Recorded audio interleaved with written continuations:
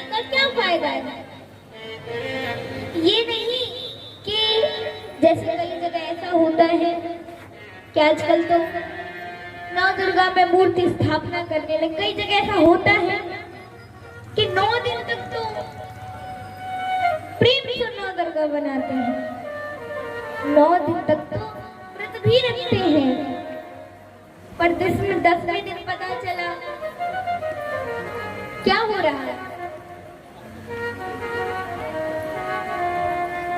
P के टनाटन ऐसे बनाई जाती है नौ दुर्गा। बताइए, अरे 9 दिन तक तो जय दुर्गा करते हैं, तो 10वें दिन पता चला टनाटन है पीपा। तो ऐसे नौ दुर्गा बनाई जाती है। बताइए, ऐसे ही बनाई जाती है। फिर क्या किया जाता है? भक्ति भाव पूजा, भक्ति भाव के साथ। जैसे घर में 9 कन्या करते हैं तो हम 9 कन्या तो करते हैं, कन्याओं को भोजन तो करवाते हैं, पर आप कन्याओं को भोजन करवा रहे हो। आजकल जैसे कन्याओं पर, लड़कियों पर अत्याचार हो रहा है, तो आप कन्या तो करवा रहे हो, दुर्गा में कन्या भोजन तो करवा रहे हो, कन्याओं को भोजन तो करवा रहे हो, लेकिन इतना भी ध्यान रखना चाहिए कि आप 9 दिन तक तो कन्याओं का पूजन करते हो, पर 9 दिन के बाद भी, हाँ, ज्यादा कन्याओं को नहीं तो जितनी कन्याओं को अपने घर में भोजन करवा रहे हो उतनी कन्याओं पर तो अत्याचार होना नहीं चाहिए। यही धर्म है, यही नौ दुर्गा का मतलब है। कहते हैं ना, जगत के कण कण में भगवान। हम भगवान को तो कहीं भी पूछ सकते हैं। जब भगवान जगत के कण कण में है तो हम कहीं भी पूछ सकते हैं कि नहीं? पर नहीं, भगवान भी हमसे कहते हैं कि भक्त एक बार तुम मेरे द्वार पर आकर तो देखो, मैं स्वयं तुम्हारे द्वार पर दौड़ा दौड़ा चला। भगवान भी अपने भक्त से कहते हैं। जब रुक्मिणी जी ने कन्हैया को पत्र लिखकर भेजा था, तो उन्होंने पत्र में क्या लिखा था कि हे प्रभु, मैंने आपको हृदय की आंखों से देखा है। तो जब उन्होंने हृदय की आंखों से भगवान को देख ही लिया था, हृदय से बात भी कर सकते थे, तो पत्र भेजने की क्या आवश्यकता थी? रुक्मिणी जी ने कहा कि प्रभु, भगवान ने थोड़ी कहा था कि मेरे द्वार जाओ, मंदिर जाओ, पर रुक्मिणी जी क्या बोली? प्रभु, मैं आपके मंदिर आ रही हूँ, इसलिए क्योंकि मैं आपके मंदिर आऊंगी। तो मंदिर में भगवान कहते हैं, मैं तुम मेरे द्वार आ। कहीं कथा चल रही है, आप जाएंगे, जैसे आपके किसी रिश्तेदार के घर पर शादी विवाह हुआ, तो आप खुद ना जाकर के अपने बहू बेटे को भेज दो या किसी और को भेज दो, और फिर आपके घर कोई शादी हो तो रिश्तेदार फिर क्या करेगा? खुद थोड़ी जाएगा, अपने भी बहू बेटे को भेजेगा कि नहीं? तो इसी प्रकार भगवान नहीं है। कहीं कथा चल रही है भगवान के मंदिर, आप अपनी बहू या बेटे को भेज देते हैं कि हमारी जगह तुम जाके दर्शन कराओ, तुम जाके कथा सुनाओ। तो भगवान भी क्या कहते हैं? आते हैं। जब हमारा अंतिम समय आता है तो भगवान भी हमारे द्वार हमें लेने नहीं आते, फिर क्या करते हैं? यमराज जी को भेज देते हैं, कहते हैं कि हमारी जगह तुम लेने जाओ। जैसे इसने खुद कथा में ना आकर, हमारे मंदिर खुद ना आकर अपनी बहू बेटे को भेजा, इसी प्रकार हम नहीं जाते, इसे लेने तुम जाओ। तो इसी प्रकार भगवान कहते हैं कि बेटा द्वार पर आकर देखो, मैं तुम्हारे द्वार दौड़ा दौड़ा चला आया। और इतना ही नहीं, भगवान अपने भक्तों का बहुत ध्यान रखते हैं। कैसा ध्यान रखते हैं? एक बार जब राम जी और लक्ष्मण जी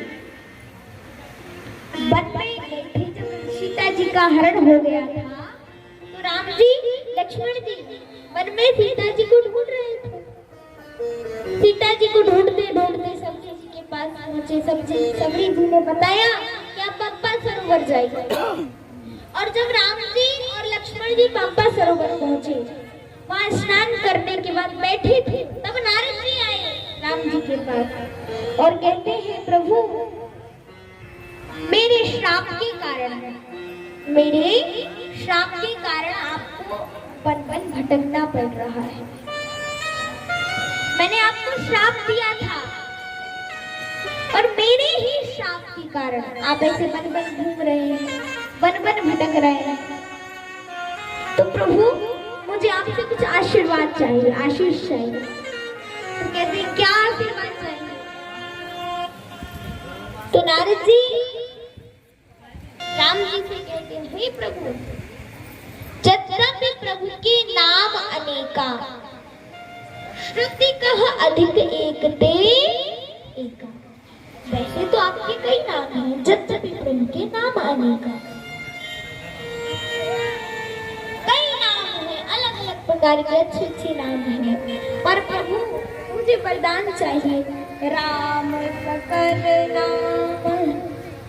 कहते हैं राम शकल नाम है ना, राम जी का नाम, जो जितने भी नाम हैं आपके, ऐसे तो सभी नाम श्रेष्ठ है, किंतु राम नाम जो है वह राम नाम, राम सकल नाम ते अधिका, जो आपका राम नाम होना चाहिए वो कैसा होना चाहिए? सभी सबसे अधिक, क्योंकि भगवान के जितने भी जन्म हुए, सभी जन्मों में भगवान ने सबसे ज्यादा कष्ट कौन से जन्म में पाया? राम जन्म में। तो इसलिए आपने जितना कष्ट पाया है, आपका ये राम नाम उतना ही अधिक श्रेष्ठ होना चाहिए। राम जी कहते हैं, ठीक है तथास्तु। और उसके बाद फिर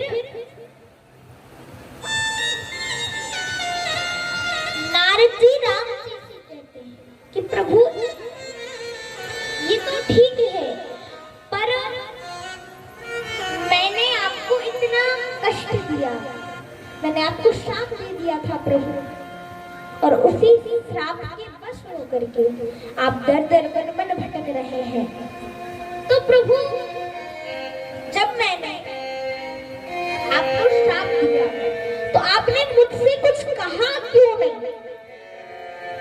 और आपने मेरी शादी होते क्यों रोका? क्योंकि आपने मेरा विवाह होने से रोका, इसलिए मैंने श्राप दिया। तो आपने मेरा विवाह होने से क्यों रोका? और जब मैंने आपको श्राप दिया तो आपने कुछ कहा क्यों नहीं? तो राम जी कहते हैं, पुत्र सिर्फ तुम ही ऐसे नहीं हो जिसकी मैंने रक्षा की। मैंने तो तुम्हारे लिए अच्छा ही किया, पर तुम्हें अच्छा नहीं लगा। मैंने तुम्हारे लिए ठीक किया, मैंने तुम्हारे लिए कुछ गलत नहीं किया था, पर तुम्हें अच्छा नहीं लगा। तुमने क्रोध के कारण मुझे श्राप दे दिया। क्योंकि जिस प्रकार एक माता अपने बालक के पीछे पीछे घूमती है, अपने बालक की रक्षा करती है जब वो बच्चा छोटा होता है, इसी प्रकार मैं भी अपने हर भक्त की रक्षा करता हूँ। मैं भी अपने हर भक्त की रक्षा करता हूँ, प्रेम करता हूँ, प्रीति करता हूँ, सभी की रक्षा करता हूँ। कैसे? जिस प्रकार एक बच्चा आग की तरफ जा रहा होता है, अब छोटा बच्चा है पता नहीं कि आगे क्या है। तो अगर वो आगे की तरफ जा रहा है या सर्प है सर्प की तरफ जा रहा है, सर्प को पकड़ने का प्रयास कर रहा है, वह बच्चा उस चीज को एक खिलौना समझ रहा है। या कोई हिंसक जीव जंतु है, हिंसक जानवर है, उसे वह अपना खिलौना समझकर पकड़ने जा रहा है। तो माँ देख लेती है, तो माँ जाने से पहले ही उसे रोक लेती है, उठा लाती है। तो माँ अपने पुत्र का जिस प्रकार ख्याल रखती है, इसी प्रकार मैं भी अपने भक्तों का ख्याल रखता हूँ। तुम उस विश्व मोहिनी के साथ विवाह करने को, विवाह को सिर्फ एक खिलौना समझ रहे हो कि मैं विवाह कर लूंगा, पुत्र उत्पन्न होंगे, तो उसको तो एक खिलौना समझ रहे थे। तो मैंने तुम्हें विवाह, क्योंकि तुम सन्यासी हो, तुम संत हो, और मैंने तुम्हें पाप करने से, गलत रास्ते पे जाने से रोका। तो जिस प्रकार एक माँ बच्चे को गलत रास्ते पर जाने से रोकती है, तो बच्चा तो उस चीज को खिलौना समझता है। तो जब उस बच्चे को रोको तो वह बच्चा रोता है, उसको लगता है मेरे खिलौने से मुझे दूर कर रहे हैं, तो वो बच्चा रोता है। इसी प्रकार पुत्र नारद, मैंने भी तुम्हें रोकने का प्रयास किया, तुम्हें रोका और तुम्हें रोका, तुम्हें कष्ट हुआ मन में, और क्रोध में आकर तुमने मुझे श्राप दे दिया, और मैंने श्राप को स्वीकार भी कर लिया। पर पुत्र, जब कोई बच्चा बड़ा हो जाता है, तो जिस प्रकार बच्चा बड़ा हो जाता है, फिर सोचता है अरे अब तो मैं बड़ा हो गया हूँ, योग्य हो गया हूँ। माँ को जब पता चलता है, माँ को आने लगती है मन में कि अब मेरा बच्चा बड़ा हो गया है, अब यह अपनी रक्षा करने के योग्य हो चुका है। तो माँ अपने पुत्र का उतना ख्याल नहीं रखती जितना जब बच्चा छोटा है, जितना ख्याल पहले रखती है उतना ख्याल बच्चे के बड़े होने के बाद नहीं रखती। ख्याल तो रखती है पर उतना नहीं जितना जब बच्चा छोटा होता है, उतना नहीं। तो इसी प्रकार जब मेरे भक्त के मन में मैं आ जाता है कि अरे मैं तो बड़ा हो गया हूँ, ये काम मैंने किया, और तभी मैं उसका साथ छोड़ देता हूँ। साथ तो देता हूँ, उससे प्रीति तो करता हूँ, प्रेम तो करता हूँ, पर उसके साथ साथ नहीं घूमता, उसकी रक्षा नहीं करता, क्योंकि अब वो योग्य हो चुका है। इसलिए इसी प्रकार मैं हर बच्चे की, मैं अपने हर भक्त की, उसे अपना पुत्र समझकर हर भक्त की रक्षा हमेशा करता हूँ, जब तक उसके मन में मैं नहीं आ जाता कि ये काम मैं नहीं किया, तब तक मैं उसकी रक्षा करता हूँ। बस एक बार वो मेरे द्वार आ जाए, मेरे से कोई विनती कर ले, कोई कष्ट हो, उस कष्ट का निवारण के लिए विनती कर ले, तो मैं उसकी सहायता अवश्य करता हूँ। इसी प्रकार हम कहते हैं जगत के कण कण में भगवान, जगत के संसार के कण कण में हर जगह किसका वास है? भगवान का वास है।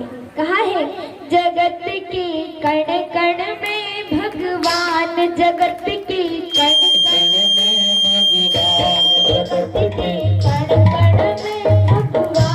कण में भगवान,